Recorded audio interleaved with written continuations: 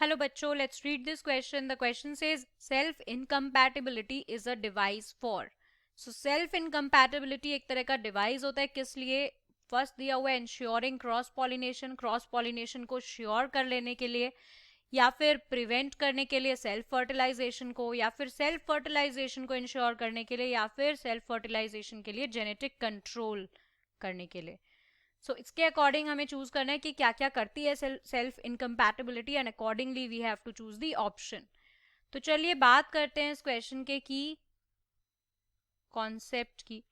सो की concept is basically self incompatibility.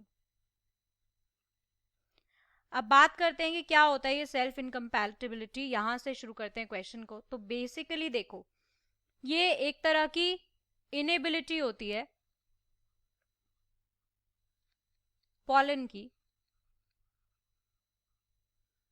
Right, किसी flower का पॉलन है, अगर वो किसी सेम फ्लावर या किसी दूसरे फ्लावर या किसी सेम प्लांट के ही दूसरे फ्लावर के स्टिग्मा पर गया है, मान लो पॉलिनेशन से. अब ये इनेबल है वहां पे जर्मिनेट करने के लिए, जर्मिनेट ही नहीं कर पा रहा है उस स्टिग्मा पर ये.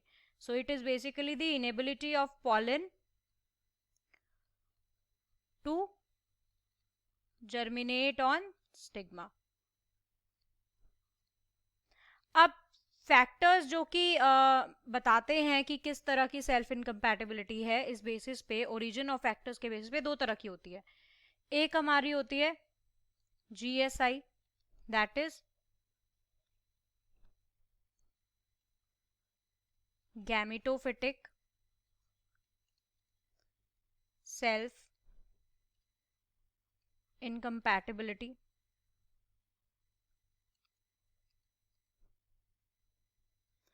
दूसरी हमारी होती है, सेकंड वाली हमारी होती है SSI, that is sporophytic self incompatibility.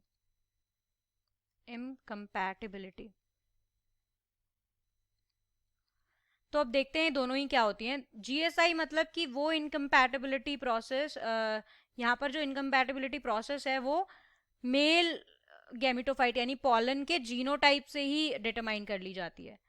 और एसएसआई मतलब कि यहाँ पर ये प्रोसेस जो है ये कंट्रोल होती है स्पोरोफिटिक टिश्यू, प्लांट का जो पॉलन जहाँ से डिराइव हुआ है उस प्लांट का जो स्पोरोफिटिक टिश्यू है उसके जीनोटाइप से कंट्रोल की जाती है. तो बेसिकली अगर सिंपल शब्दों में हम देखें कि सेल्फ इनकम्पैटिबिलिटी होती क्या है, इस बेस पे अगर हम इस क्वेश्चन को सॉल्व करें, तो देखो यहाँ पर सबसे पहले तो देखो, जो ये सेल्फ इनकम्पैटिबिलिटी है ये इनब्रीडिंग को प्रिवेंट करती है बेसिकली, राइट. तो हम ये लिख सकते हैं कि इट बेसिकली प्रिवेंट इनब्रीडिंग. इसके अलावा ये एक बायोकेमिकल ब्लॉक प्रोवाइड करती है सेल्फ फर्टिलाइजेशन को. तो सेल्फ फर्टिलाइजेशन को भी ये इनहिबिट कर रही है, इनब्रीडिंग सेल्फ फर्टिलाइजेशन. तो इसके अकॉर्डिंग इंश्योर कर रही है सेल्फ पॉलिनेशन को, तो हमारा आंसर नहीं हो सकता. प्रिवेंट तो कर रही है सेल्फ पॉलिनेशन को. इसके अलावा ये इंश्योर करती है कि क्रॉस पॉलिनेशन हो जाए, क्योंकि देखो यहाँ पर जो पॉलन जर्मिनेट होने में इनेबल है वो है तो सेम प्लांट का ही ना, सेम प्लांट का ही. तो यानी कि सेल्फ पॉलिनेशन नहीं होना चाहिए. तो ये क्रॉस पॉलिनेशन को इंश्योर करती है और सेल्फ पॉलिनेशन को ये क्या करती है, यहाँ पे प्रिवेंट करती है, राइट. तो अब इसके अकॉर्डिंग यहाँ पर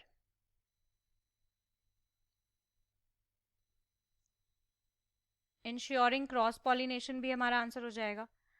अब ये क्या करती है, यहाँ पर सेल्फ फर्टिलाइजेशन की अगर मैं बात करती हूँ तो यहाँ पर बहुत सारे मल्टीपल अलीज इसको गवर्न करते हैं.